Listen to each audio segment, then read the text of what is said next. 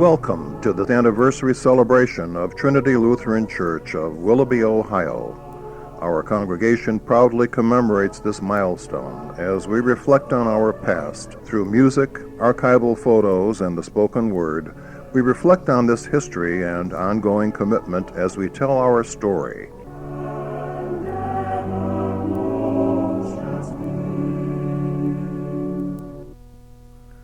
The beginnings of our congregation extend back to the year 1922 in the historic town of Willoughby, where only a few months earlier a high-level bridge across the Chagrin River had been dedicated.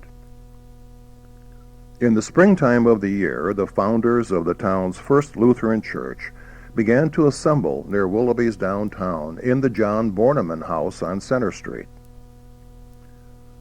Fortunately, one of the members of our congregation, Doris Carter, was there as a very young girl to capture these historic days, first in memory and now in her published recollections of the early years of Trinity. Doris recalls attending Sunday school services in the front room of the Borneman House, and later in the fall of 1922, she describes the small congregation's move to a meeting room in the Willoughby Public Library, where rehearsals were held for a Christmas program planned for that upcoming season. By January of the next year, the growing church group moved to a larger space on the second floor of the Willoughby Township Hall. Services continued at the town hall over the next several years as the congregation gradually increased in number. On August 13, 1926, the Voters' Assembly met to adopt a constitution, and the church was officially established, although it had to wait another 2 weeks before the name Trinity was chosen. At that same meeting, a request was made to the president of the synod for a list of candidates for pastor. In October of 1926, Trinity selected its first ordained minister, Reverend Albert Weber. Pastor Weber conducted services in the upper room of the town hall until the spring of 1928, when he accepted another call in Euclid, Ohio. For the next 3 years, the congregation would be led by student pastors from Concordia College in Springfield, Illinois. These included Roy Schultz, Albert C. Young, and Louis Spilker. With its increasing numbers, the congregation searched for a location to build its first church, eventually finding land on Sharp Avenue, a block away from downtown Willoughby. In September 1929, 1 month before the great stock market crash, the decision was made to acquire 2 lots on the corner of Sharp and Murray Avenues across from the Willoughby Cemetery. A portable chapel building was then acquired and construction was begun. This 175-seat church edifice was dedicated on October 12, 1930, with student pastor Spilker presiding. Services were provided in both English and German during those early days of the church. On August 2, 1931, Trinity's second ordained minister, Reverend Eric B. Allwart, was installed at the new church. Reverend Allwart faithfully provided pastoral services, and with his wife Olga, tended to the needs of the congregation over the next 13 years, when he then received and accepted a call from Decatur, Indiana, and left Trinity in the fall of 1944. Within a few months, Trinity's third pastor, Reverend E.W. Schnedler, answered the call in Willoughby and was installed on December 3, 1944. Reverend Schnedler, who had been the pastor of a small church in Huntington, Indiana, appeared in late fall with his wife Helen and infant daughter Jeanette. In time, a second daughter, Rita, would become part of the Schnedler family, which became intimately associated with our congregation and our community for the next 37 years. The post-war era of the mid-40s brought a significant growth in Trinity's congregation, which in 1947 moved ahead with planning for the erection of a larger, more permanent church building. After several years of diligent committee study, the decision was made to purchase the present church site on the corner of Highland Drive and Euclid Avenue. Construction, which was begun in 1954, culminated just about 1 year later.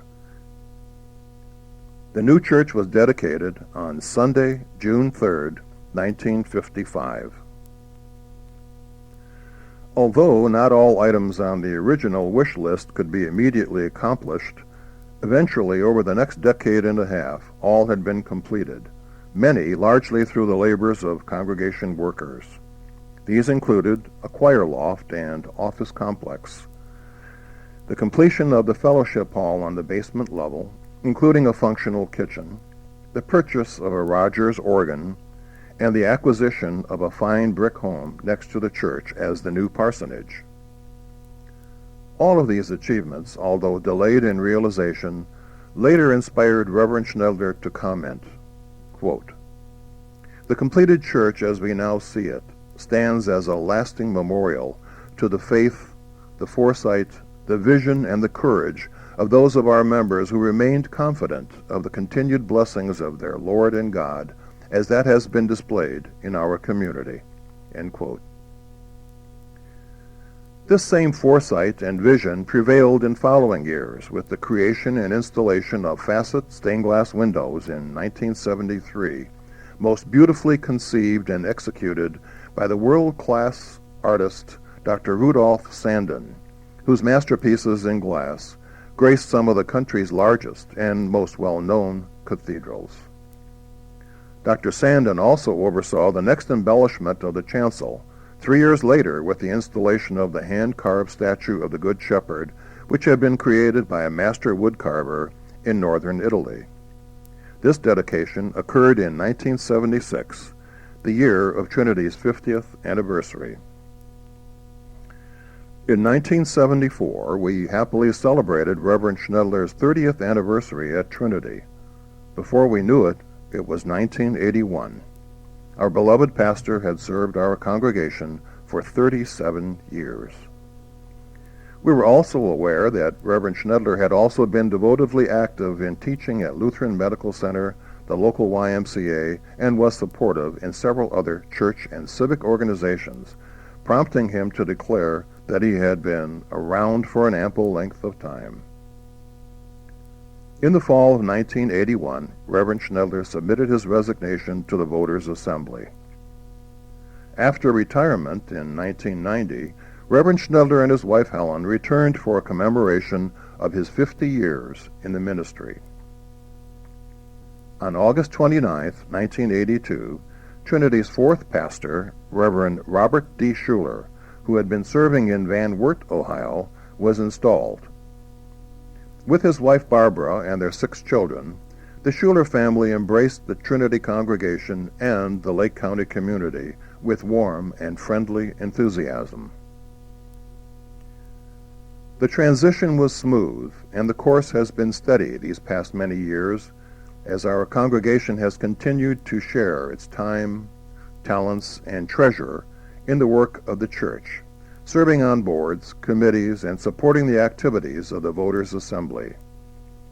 The accomplishments of these hard-working members of the flock are everywhere evident, not only in the church edifice, but also in the outreach programs extended into the community. Yes, these are all labors, but obviously labors of love. Reverend Bob Schuler has performed outstanding pastoral services. Besides tending to the needs of his own congregation, he provided interim pastorship at several area churches and has responded to the needs of the Lutheran District Office on many occasions.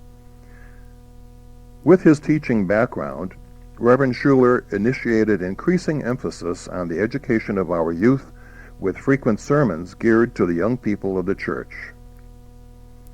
Sunday school and vacation Bible school classes remain popular and very well attended. Rally Day, with its launching of balloons carrying Christian messages, is an anticipated annual fall event. Lutheran Youth Fellowship programs provide opportunities for teenage involvement in the affairs of the church, both here at Trinity and at national conventions. The health and welfare of our congregation and our community is the focus of our Health and Wellness Ministry Committee, with the provision of its regular screening of blood pressures and other parameters of good health, along with important health information programs. Caring for the second-only church building in its history, Trinity constantly strives to upkeep and update its property. Devoted maintenance volunteers, along with members of the Properties Board, have done a yeoman's job of maintaining our edifice and grounds over the past several years. As the needs have increased, so has the vision and generosity of our congregation, with its building and remodeling programs. The renovation of the fellowship hall has added a comfortable, modern, large meeting and dining room to the church. The addition of 2 meeting rooms and the construction of a second main entrance to the sanctuary, complete with handicap elevator, have both expanded and facilitated the use of the church building. The installation of a 3-manual Allen digital organ in the balcony, coupled with a total major renovation of the sanctuary in 1997, have added immeasurably to the beauty and function of our church. Of course, what would our church be without music? Throughout its history, the music ministry here at Trinity has been given high priority. Fortunately, Trinity has long been blessed with talented musicians. Our organists and music directors have reached to greater and greater heights in gracing our services with exalting, inspirational choral and instrumental music. Since its inception, the members of Trinity have shared Christian fellowship in social get-togethers, outings, parties, and picnics in the parks, including those begun with outdoor worship services. While we've never been able to come up with loaves and fishes, we usually seem to have enough hamburgers and hot dogs and cooks to keep everyone happy. The camaraderie, as well as the comfort food, is always fulfilling. Even the younger members of the church look forward to these picnics, where there are always fun, games, and prizes. Our more vigorous, if not more youthful members, have their own agenda for fellowship, competing as members of Trinity's softball team. By now, it should be obvious that our church is more than architecture, art, and artifact. It is not just bricks, stones, and mortar. The real cornerstone of the church is its people. The heart of Trinity continues to beat generation after generation and remains an essential part of our story. In this brief program, we have tried to show at least some of the many people who have contributed to this history. We conclude our program with photos collected over the last several decades, knowing that pictures often speak more clearly than words.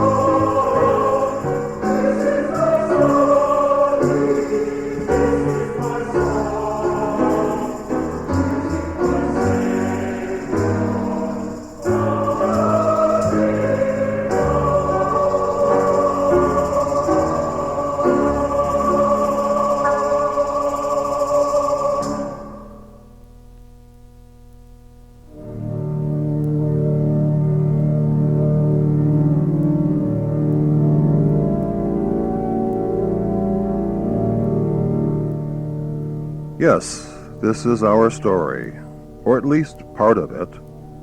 We thank you for sharing with us this reflection on our service to God and the community. The spirit and dedication of our congregation lives on, and those who have come before us inspire us to continue in the Lord's work. We welcome all who wish to share in these endeavors to join us.